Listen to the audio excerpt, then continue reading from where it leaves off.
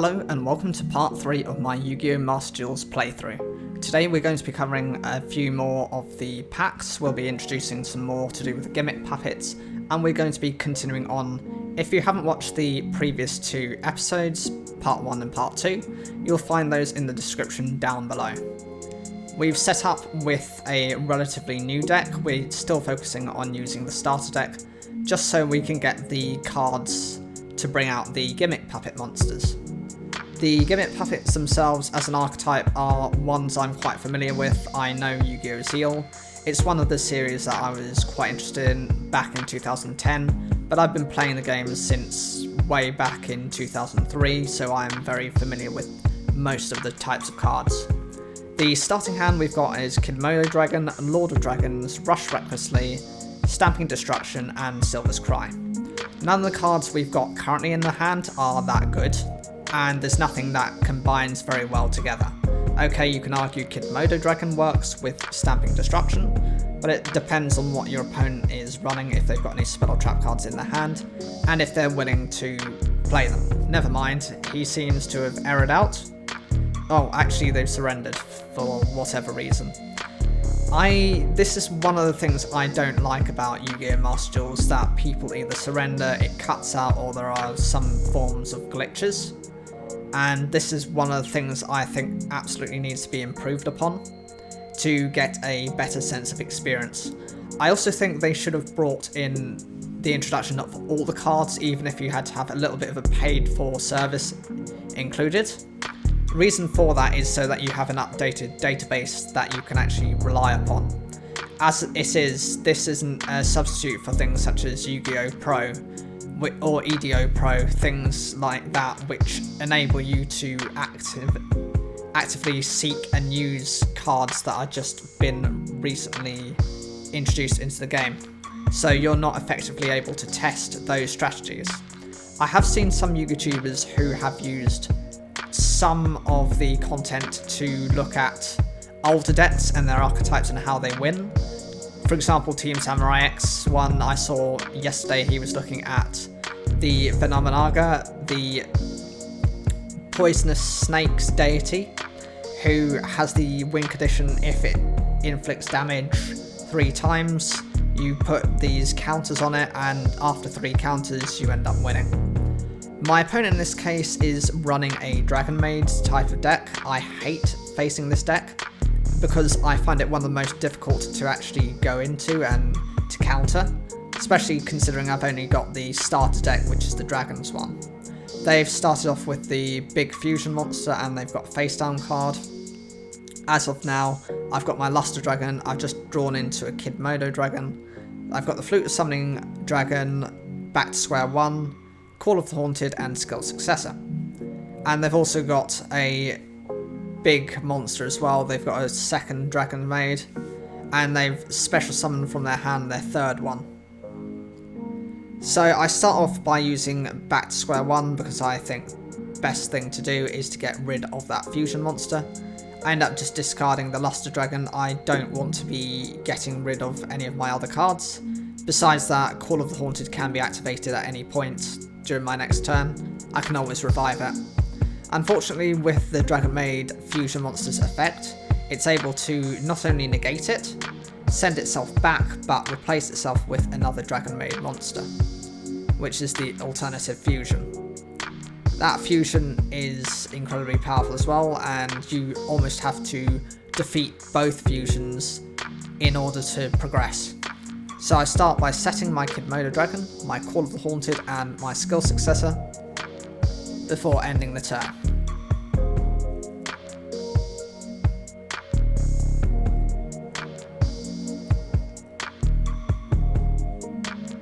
My opponent activates their card.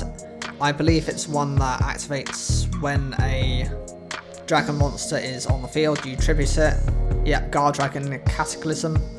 You tribute it and you get rid of 2 cards your opponent controls, so it's a bit like Icarus Attack for dragon type monsters. I lose both my back row. The fusion monster activates its effect, reviving a Dragon Maid monster that they actually tributed for the Guard Dragon Cataclysm. and they're able to use multiple effects, one from the graveyard for their spell card to recover it. They do have to exchange to send it back to their hand, but then they then use the fusion monster's effect to just wipe out my card. They then activate the spell card. I believe this one actually gets to fuse into one of the other fusion monsters.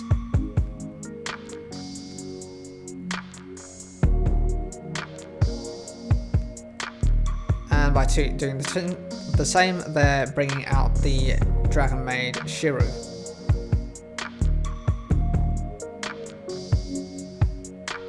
There's no chance of me winning that duel as the deck stands, you know, it's not got anything useful at the moment. But hopefully we can either upgrade it or we can move on to the gimmick puppets within this episode. I draw into Rush recklessly, there is absolutely nothing I can do in this situation. My opponent uses its effect to then revive one of their dragon type monsters.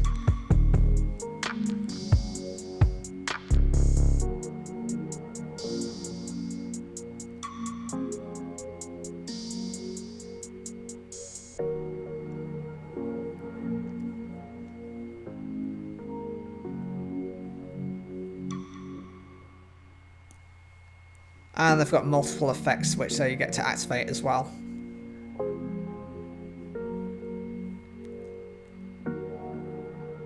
I am very much just thinking just to not even set the card, just end the turn, you know, let them claim victory. I'm not someone who tends to like surrendering, or I just think, okay, if that's the case, you can get your victory, you can get it properly, rather than being quite sore about it. My opponent then brings back their Dragon Maid Fusion card and activates it again.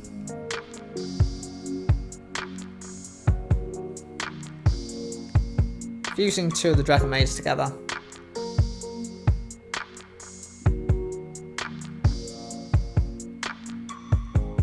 To bring out another shield.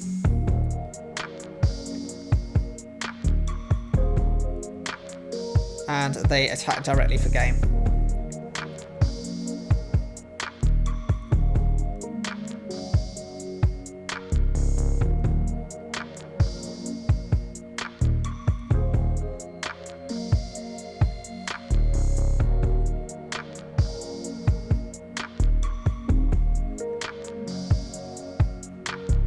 Okay, so we're going straight into the second duel.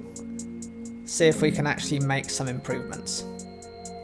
I have made a couple of adjustments to the deck, but they're mostly just trap adjustments, exchanging some of the weaker cards just for traps. We'll be going second for this one.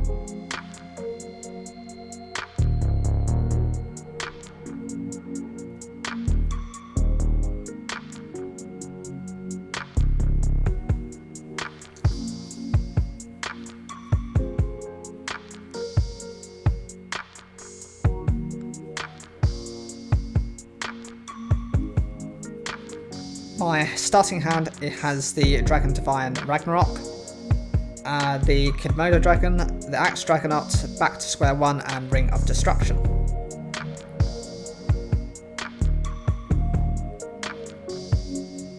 My opponent's taking their time, I don't really know why, but it's okay. I know that sometimes it's more difficult to take certain turns, and sometimes, depending on how they've drawn into the cards, if they've bricked that badly, perhaps they don't want to be playing.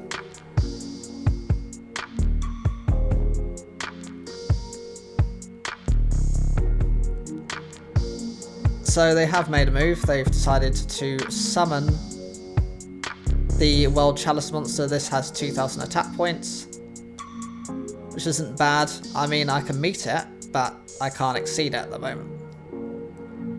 I draw into Call of the Haunted, which is useful, and I decide straight away to go into the Axe Dragonaut.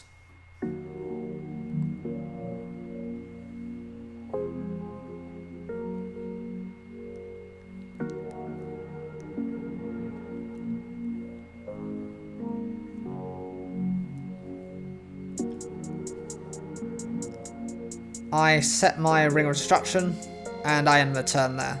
Rather than crashing, I'd rather just destroy it with the Ring of Destruction effect.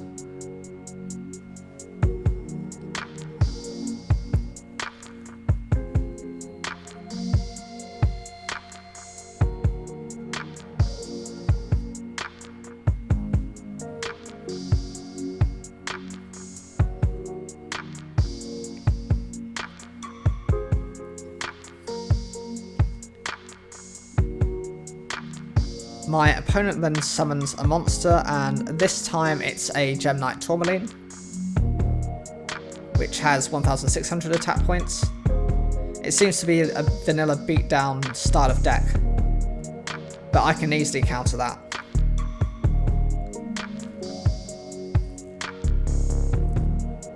I'll activate Ring of Destruction during the battle phase to get rid of that Wild Chalice monster, and inflict 2,000 points of damage to both of us.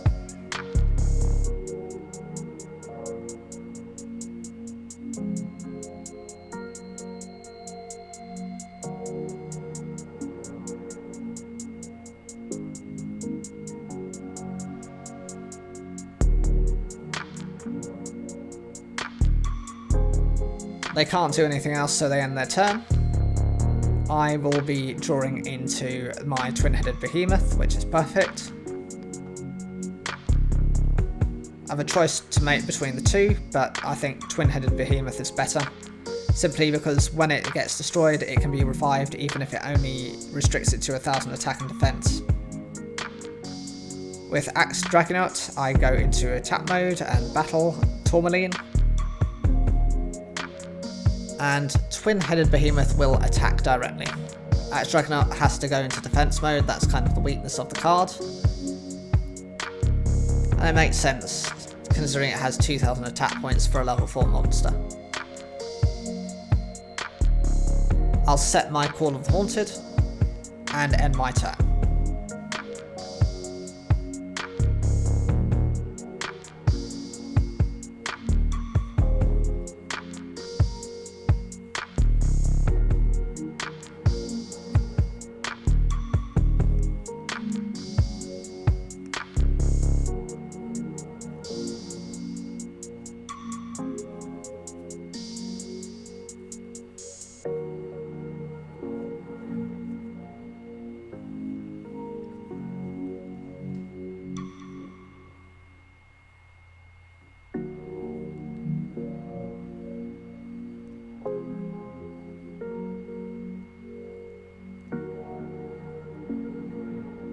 My opponent brings out a Gladiator Beast Andal, which has 1,900 attack points. There isn't anything I can do. My Axe Dragonaut is going to go to the graveyard.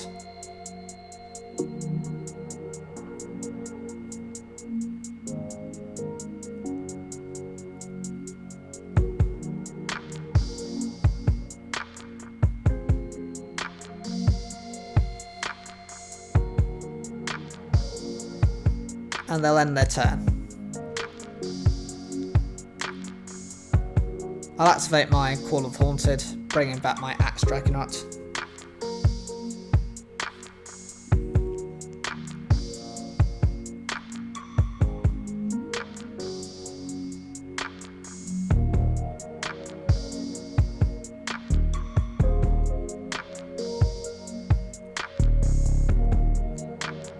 I draw into a Lust Dragon, which is perfectly fine, and I just have enough attack points to get over Andal with my Axe Dragonaut.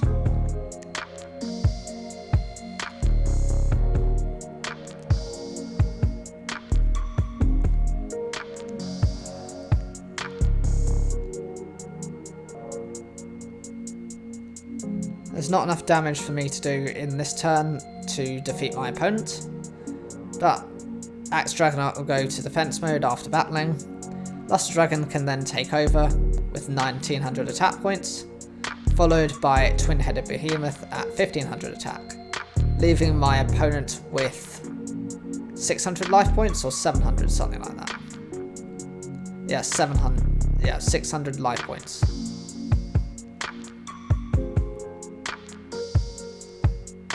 I'll end the turn right there.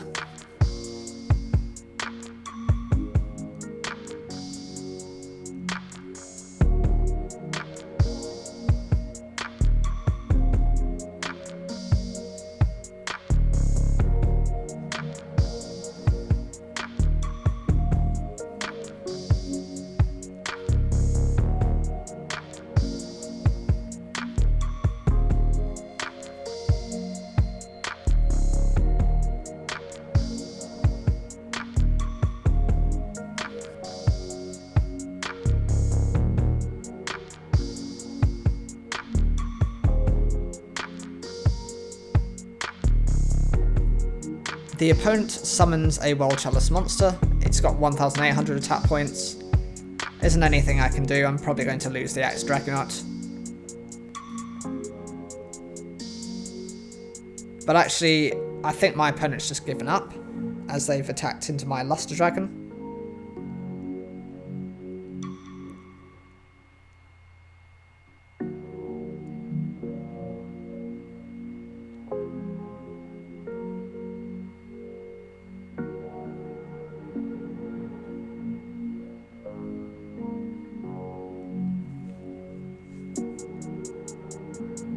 During my turn, I draw another copy of Axe Dragonaut. I'll change my original copy to attack mode. I'll summon my second copy. And I'll go into the battle phase, attacking with the first Axe Dragonaut I had.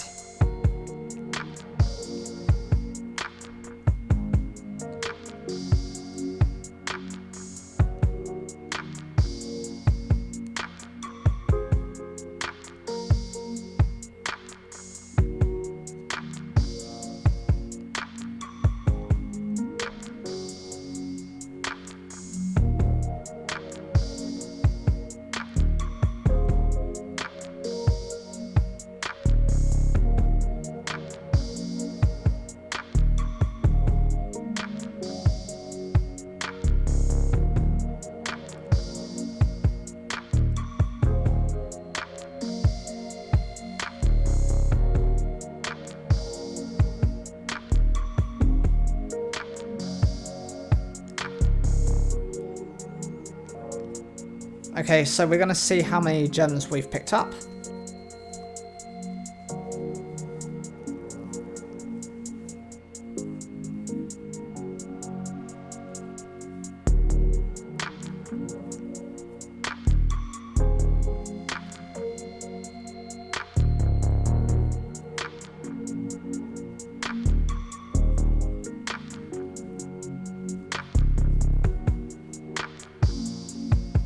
And it seems to have just been a notification for a new lifetime mission. With the 70 gems we've got there, we've got enough room to get 3 packs. So we'll be returning to the shop and into the gimmick puppet section.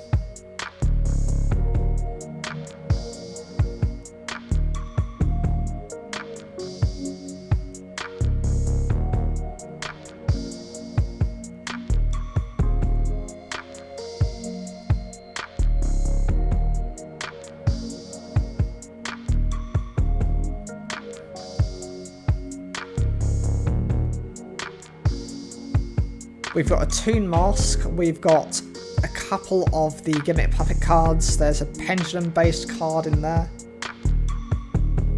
There is a Wind support card, but nothing overwhelmingly strong.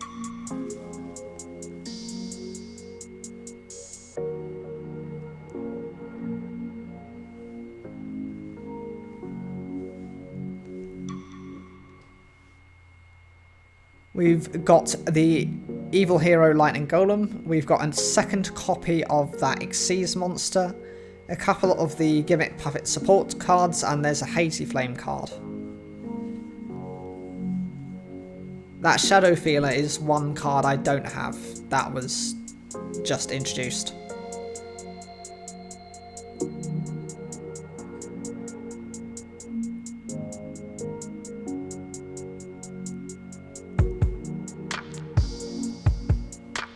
There's a plant support, there's several copies of Gimmick Puppet support cards, there's a Danger, Mothman,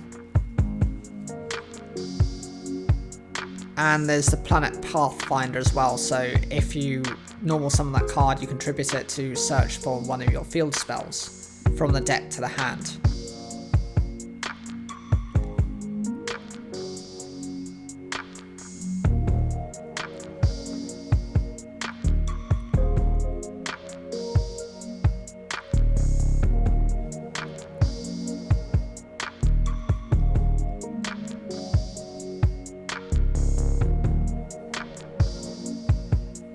Time for Duel 3.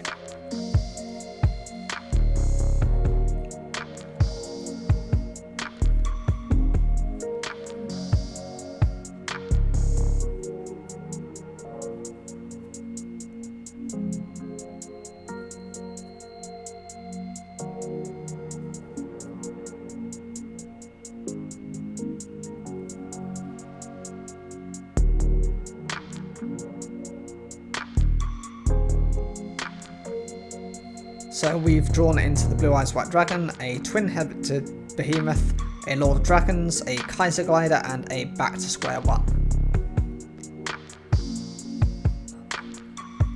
My opponent sets the card face down, and then they use the effect of one of their Unchained monsters to destroy the card, and special summon it itself.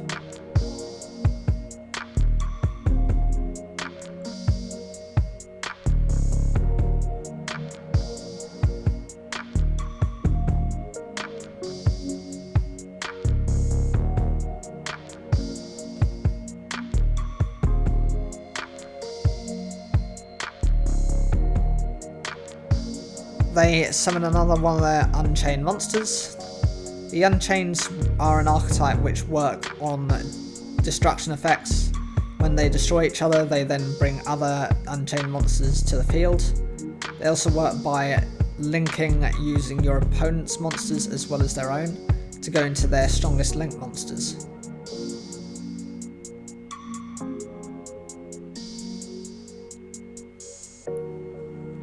And see, there you go. One of them is the example that's shown now. It's got 3,000 defense points.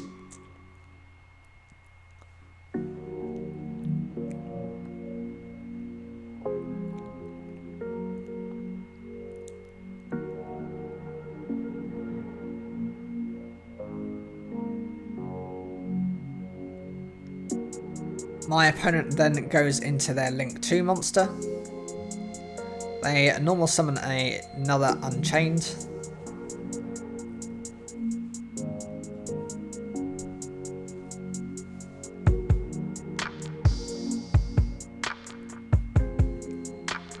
And they end their turn.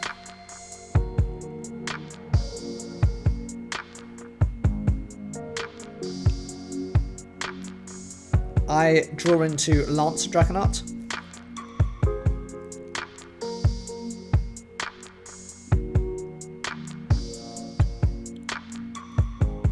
And I'll be playing back to square one to get rid of their Link monster. I'll discard the Blue Eyes White Dragon since I'm not going to be able to summon it immediately.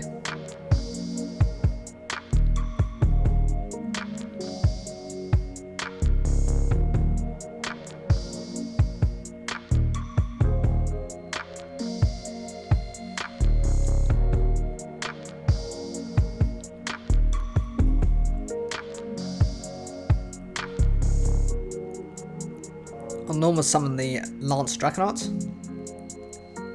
I go straight into battle to crash with it.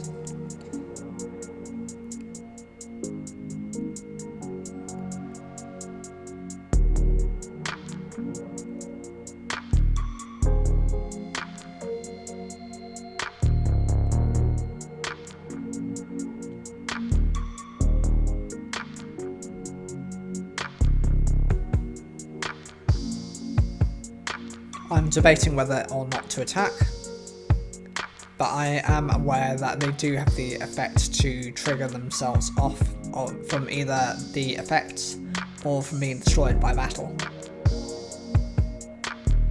I decide the risk is worth it and crash the two monsters together. It uses its effect.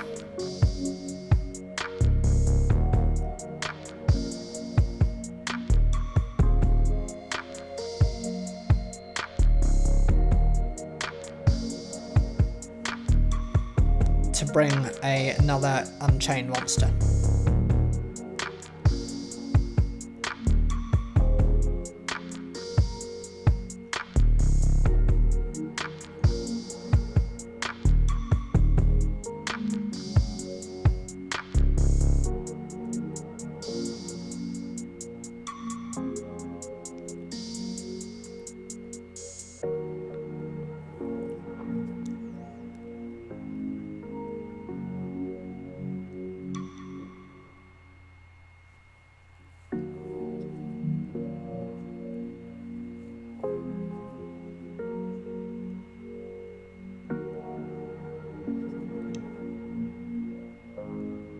My opponent attacks me directly.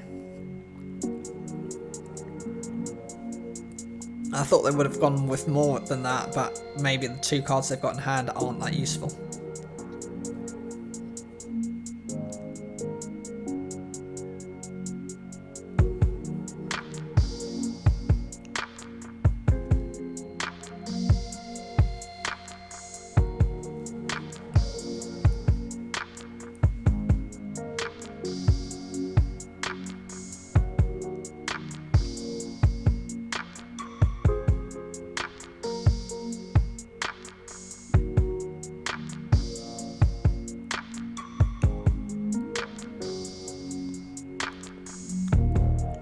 I've not drawn into anything good, you know, Kaiser Glide is fine, but with no tributes on the field, there's nothing I can do with it.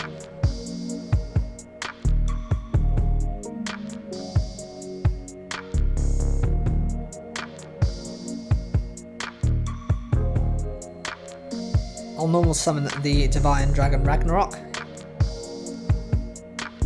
I think at this point I was thinking, if I just crash my monsters into theirs, hopefully they'll run out of resources to use from their deck.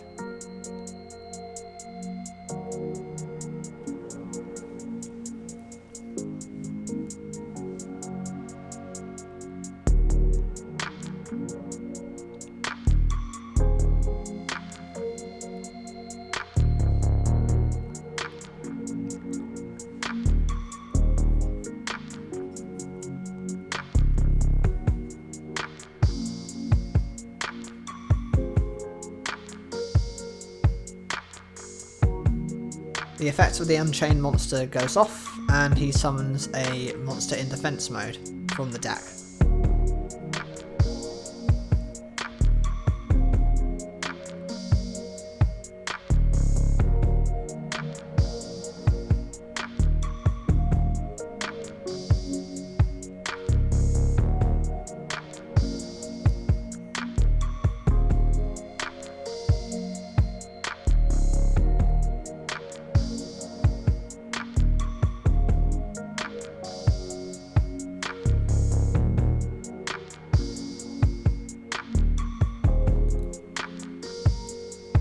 My opponent uses its effect to recover a different card.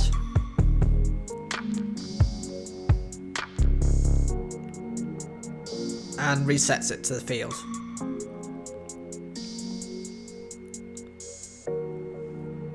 If anyone knows how to play Unchained, I'd love to understand more about them. It's not one of the archetypes I'm that familiar with.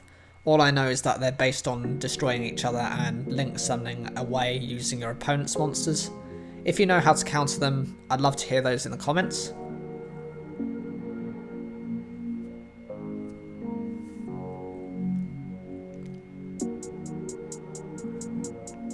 Now they've got their big 3000 attack Unchained monster.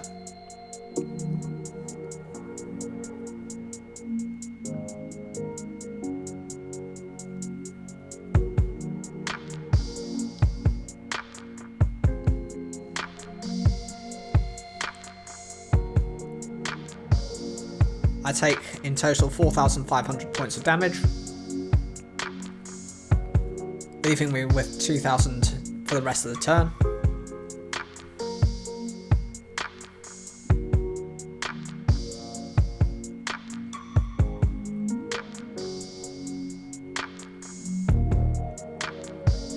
I draw into a Rush Recklessly, which at the moment I don't think is that useful. It's not going to help me in this situation. One of the monsters is too powerful for any of them other than Kaiser Glider.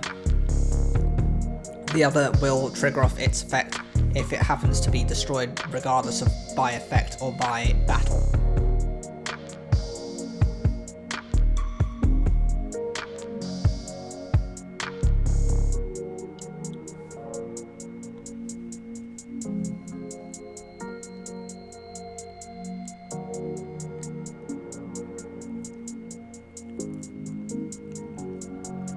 My twin-headed behemoth goes in for an attack.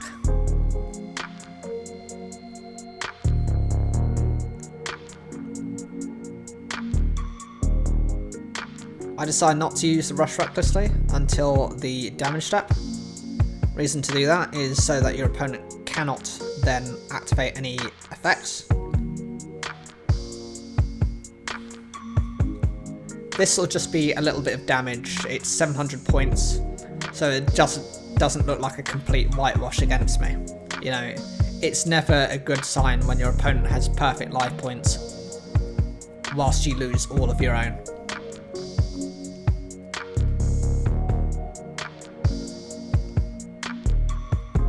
And there's the big defensive Unchained monster with 3000 defense points.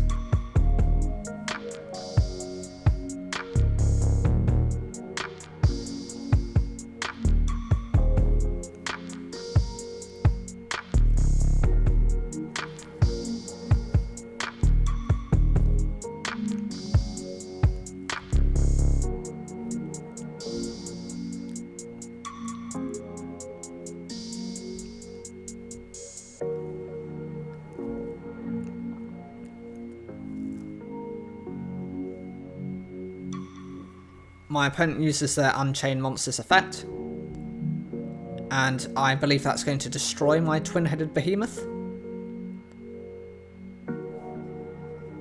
Nope, my mistake. They're actually going into a Link Summon using my twin-headed behemoth. The card itself isn't that powerful, it's only got 1800 attack points, but this will be more than enough to wipe my life points out. Rather than adding insult to injury, he just attacks straight away with the 3000 attack monster.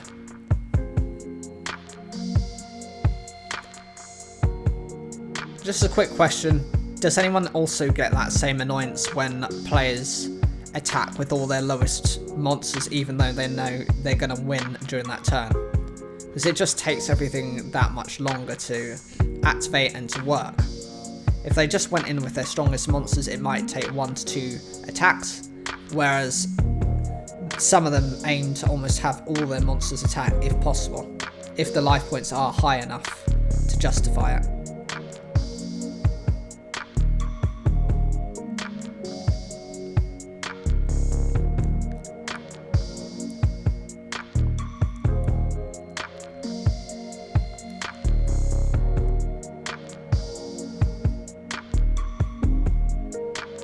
I decide, because of the curiosity, to see what the lifetime bonus is. It's nothing special.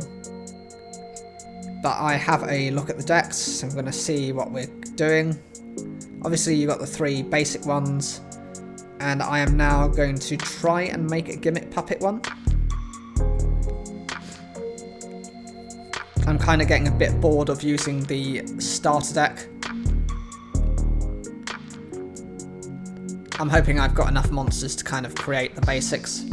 As you can see, some of the highest Exceeds monsters, some of the crucial ones, are still missing.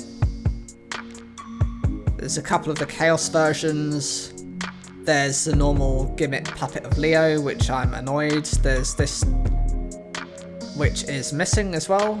When your Gimmick Puppet is destroyed by battle, it gets to special summon itself and sits as a level 8 monster. You know, that's perfect.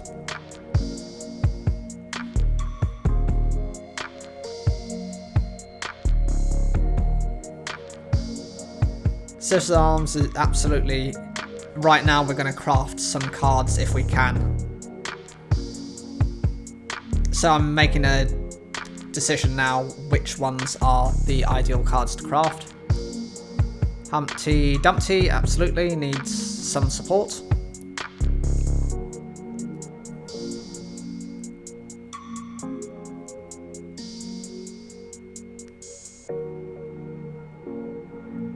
Condolence Puppet needs support. And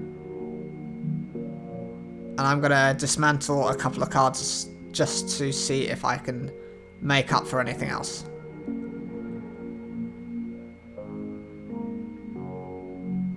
That card is a normal rare, so it's not going to cost too much, and I can get at least a copy of it.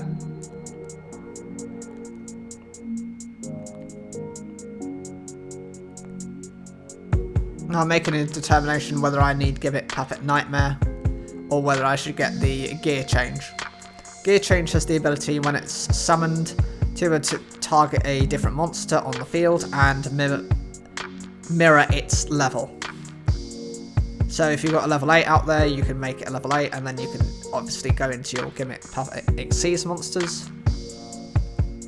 The Link monster, it's very important to have, because every turn you can consistently draw into new Gimmick Puppets, search for them without relying on just hard drawing.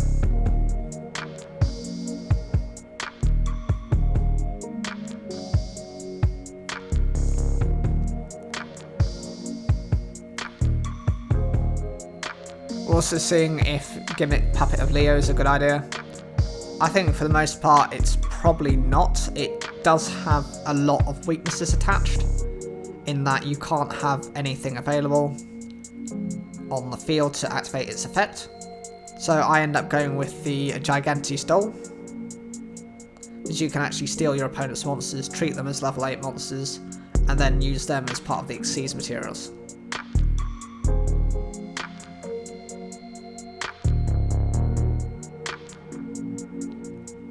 Shadow Feeder is also quite decent. It cannot be destroyed by battle, and it can be summoned straight away from the graveyard. So it's something that has that level of protection that's required.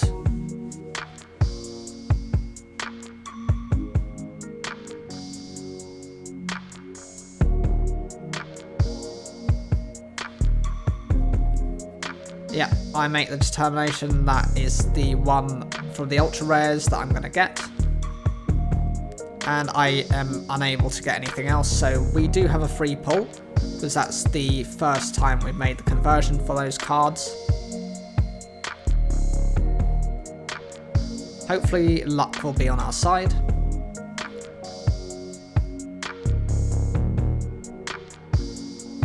In here we have a Nordic monster, we have Destroy, we've got the Gear Change, we've got the Armed Dragon, the White Armed Dragon level 10, which is strange, and Hieratic monsters, and there's an alien monster as well. So yeah, there you go, you've got Monster Overflow. That's for the Armed Dragon monsters. It's a shame as well, because I would like to get into that pack. I just think at the moment it's not that helpful. I don't have the cards necessary, that's just a boss monster I've got. We're lucky enough to unlock a couple of extra ultra rares and secret rare gems that we can use. I'm going into the Jewel Pass to have a check of what I'm missing there.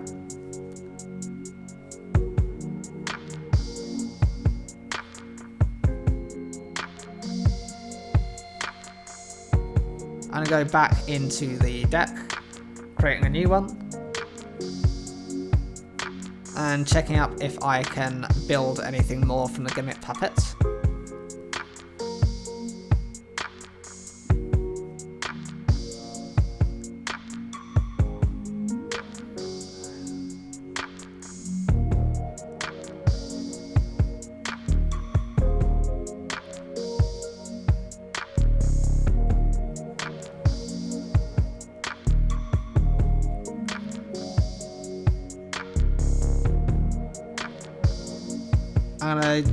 get another version of number 40, Gimmick Puppet of Strings.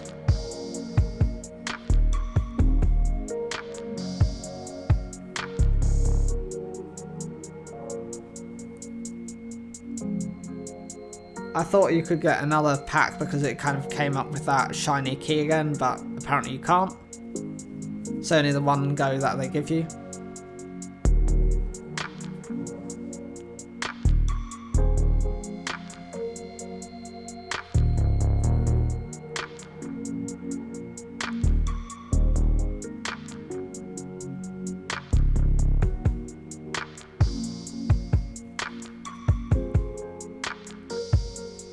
As for the ultra rare, I'm not completely certain on.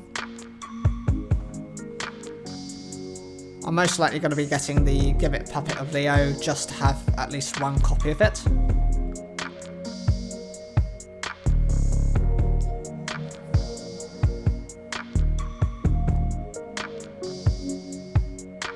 And as for the rare,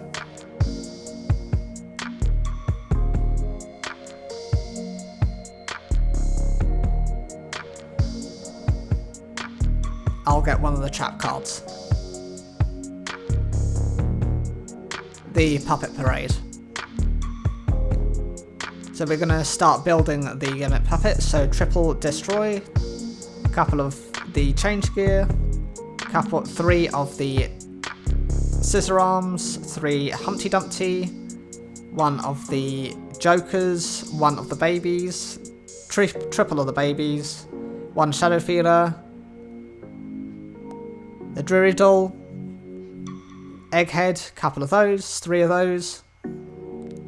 We've got the Xyz monsters that we're building. Number 15, and all of the Xyz monsters, so we've got number 40 in there. Then we've got Gigantis Doll, we've got the 2 Link monsters. And the aim is to try and make it a pure build Gimmick Puppet deck. Condolence Puppet, couple of those. The Junk Puppet is a Call of the Haunted for the deck, couple of copies of that. The Perform Puppet, 2 copies of that.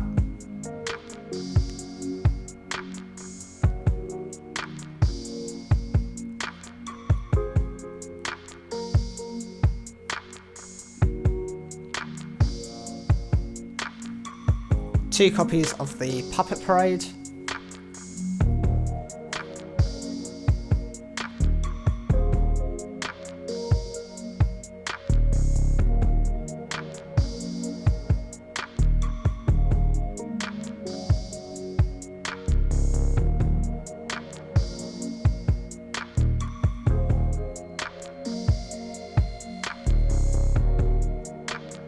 And we've got to fill up the deck a little bit with some generic cards. We're looking at some traps.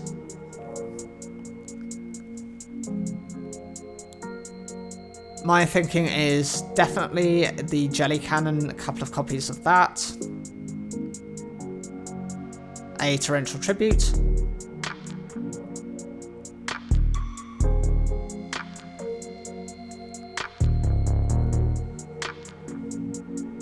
We don't have many traps to choose from. A Dust Tornado, a Ring of Destruction, 2 copies of that.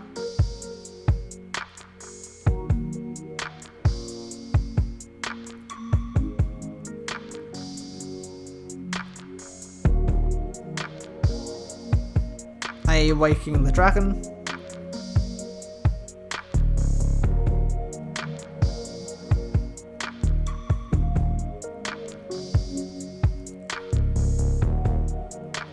And that'll be it saved there.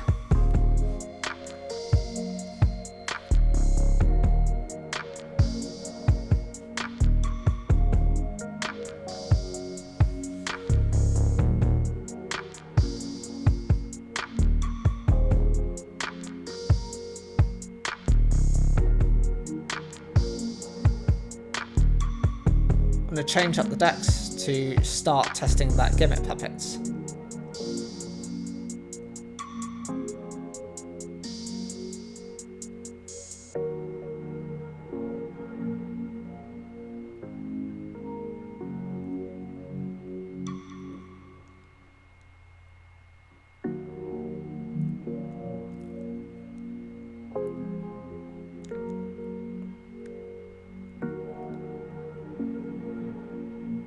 So this is test number 1. Let's see how the deck fares.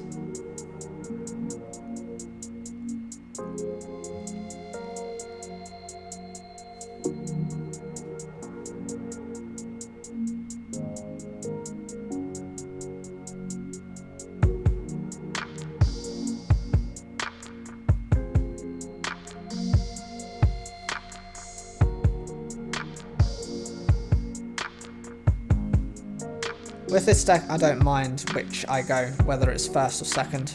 Either way you can set up for it.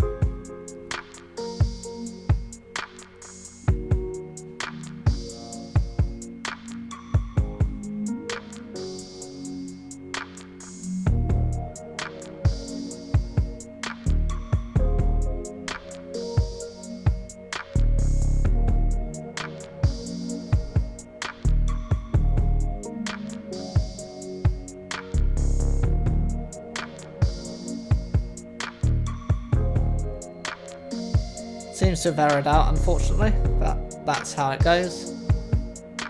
We'll try again.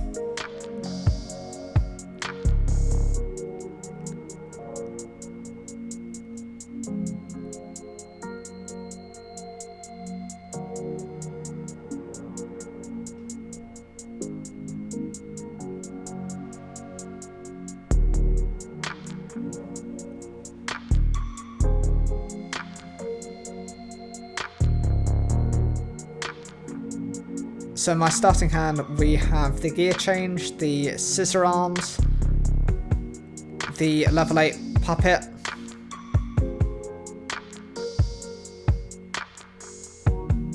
a torrential tribute, and the puppet parade. My opponent sets one card face down and a monster face down. I draw into the duel.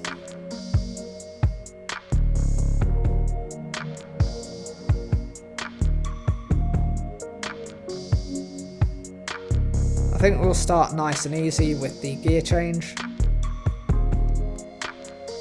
My opponent activates Solemn Judgment to just pay 4,000 life points to wipe that card out. Seems a bit excessive for me, but that's their choice.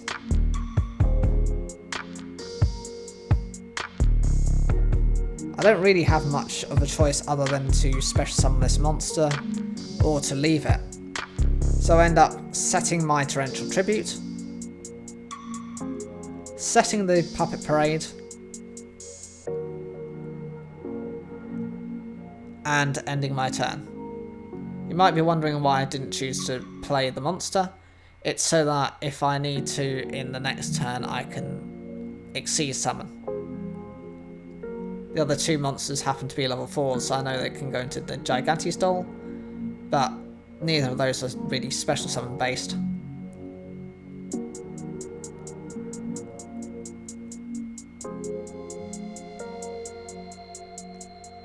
My opponent sets another monster.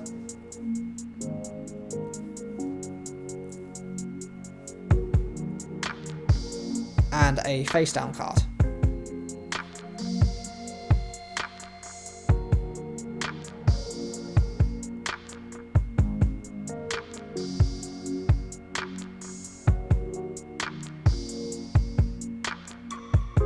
I'm deciding whether or not to activate the Puppet Parade.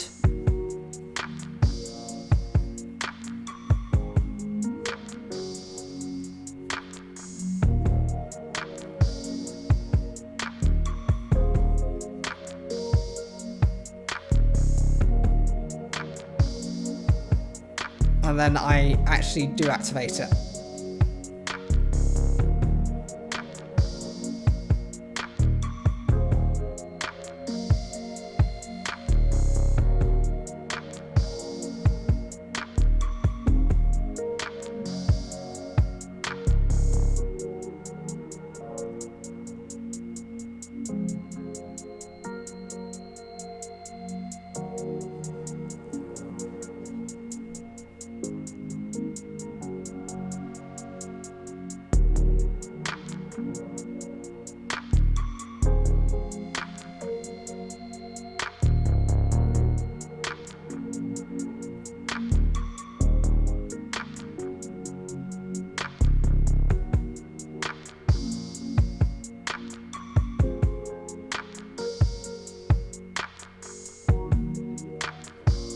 It's taken me a while to decide because I'm not too familiar with the cards, especially the newer support.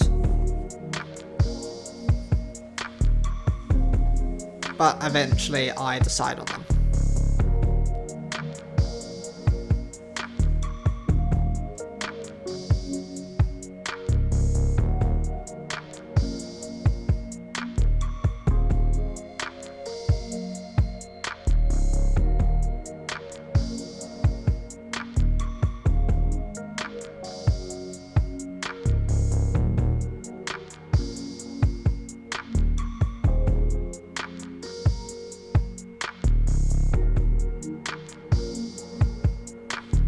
The second option I go for is the duel, as that can banish a separate gimmick puppet monster and then special summon it itself back to the field.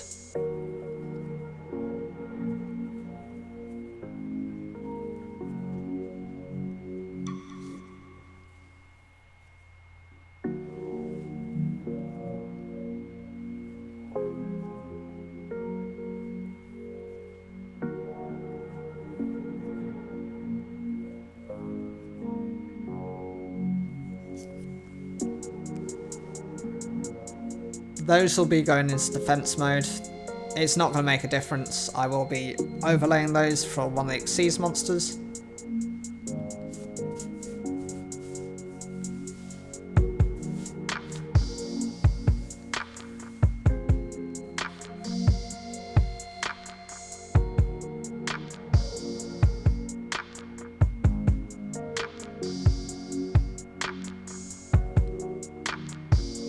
There's no point in me activating Torrential Tribute. But I do decide to... My opponent has ended the turn, so I get to draw into my cards. Since I've deck thinned, hopefully this will help me a bit more.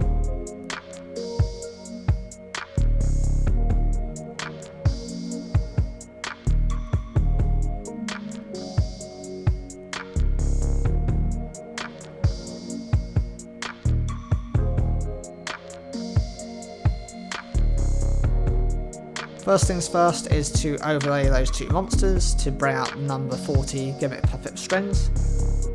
I know some of you will be thinking, why didn't you go for the Link monster, because that gives you additional advantage. I just didn't know what strength the defense position monsters have, or that face down.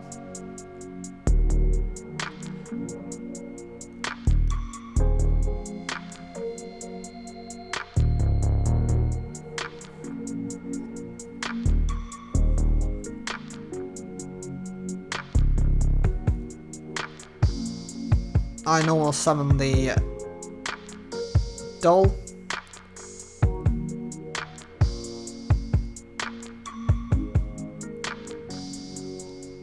And use its effect.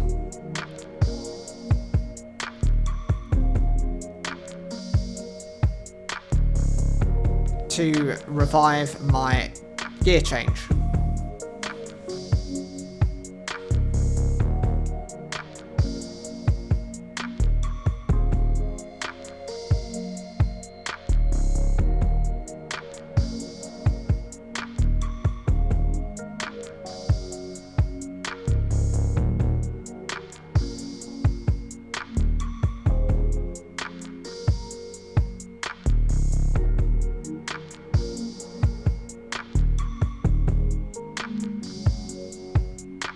I use the effect of my gear change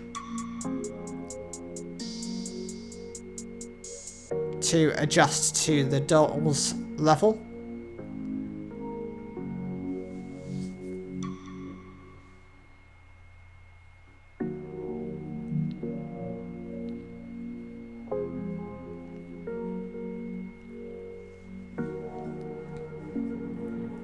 And I'm just familiarising myself with the Gigantic Duel effect. For anyone who isn't aware, it has the ability to detach your materials, steal your opponent's monsters, and then it contributes itself to make those monsters turn to level 8. And then you can use them as overlay Xyz material.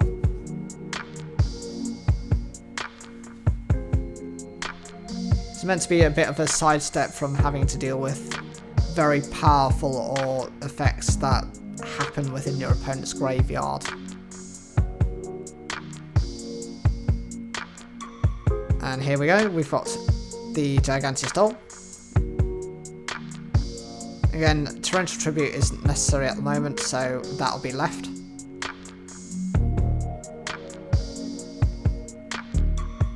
And the Giganteous Doll effect activates.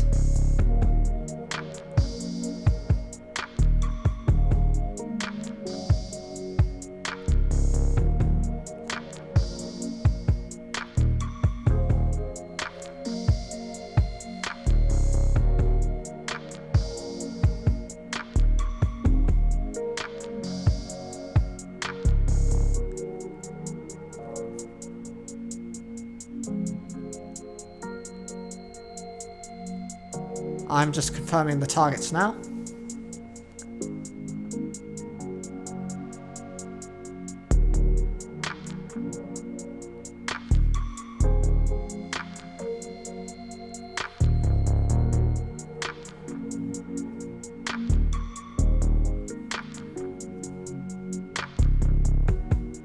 And one of them is a Fortress Warrior. That has the ability, once per turn, it can't be destroyed in battle.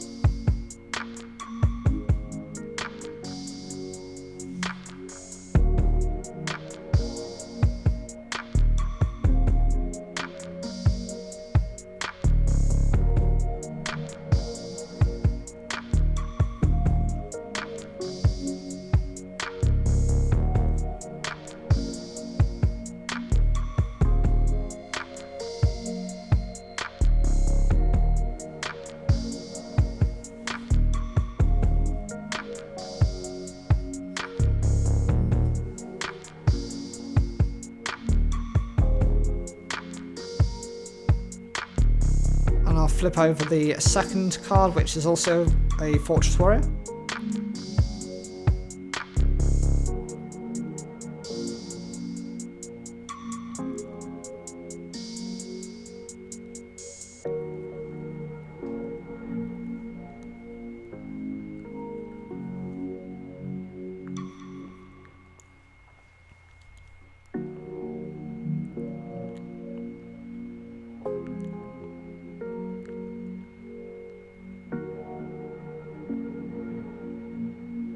And I'll use the secondary ability of the card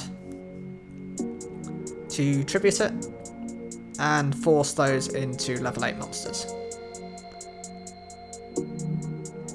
By overlaying the two of them, I can either become number 15 or number 40. Number 40 makes more sense, it's got higher attack points, and there's more of a guarantee to it.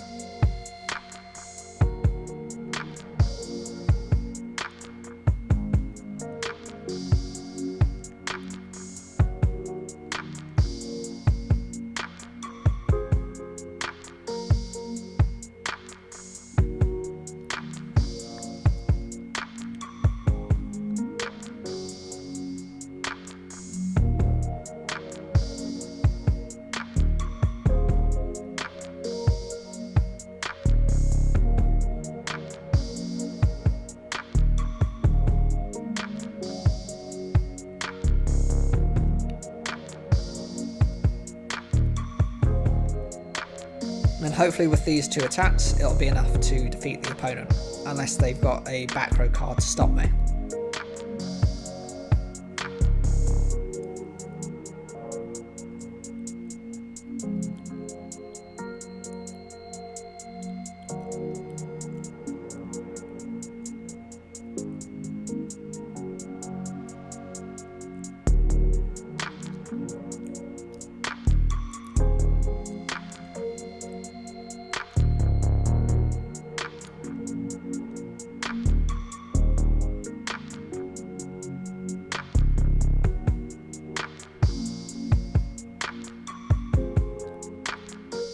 That duel wasn't particularly challenging, my opponent didn't have anything that they ran that concerned me. Fortress Warrior, you know, one-time protection from destruction effect, from battle protect is okay, but it's not going to cause me any sleepless nights. Not unless you had an entire synchro package around that card.